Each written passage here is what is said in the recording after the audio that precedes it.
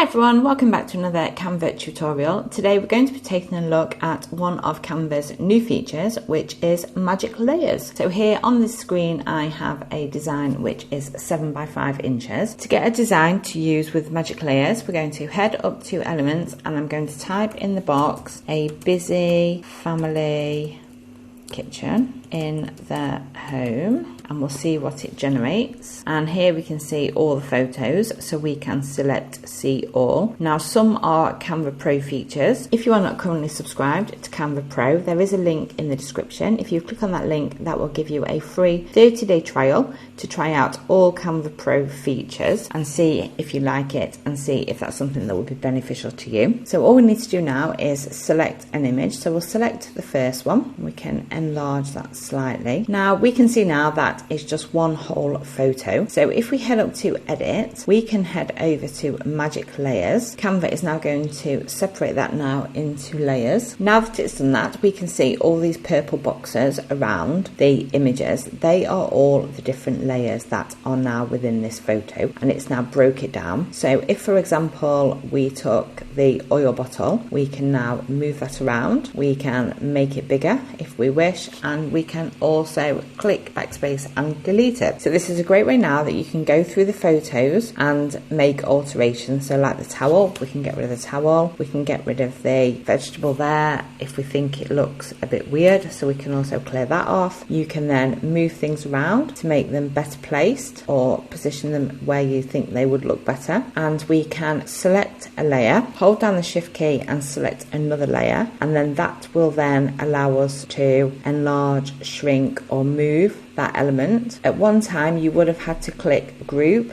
in order to do that, but now you don't. And equally, you don't have to ungroup. You can just then select one of the elements and it will allow you to move that part of the design on its own. So this is really a really great way that you can take a static photo, split it into layers, and that is going to allow you to make alterations and change it to suit your requirements. And that is how you use magic layers. I really hope you found this tutorial helpful. Thank you for watching. See you again soon.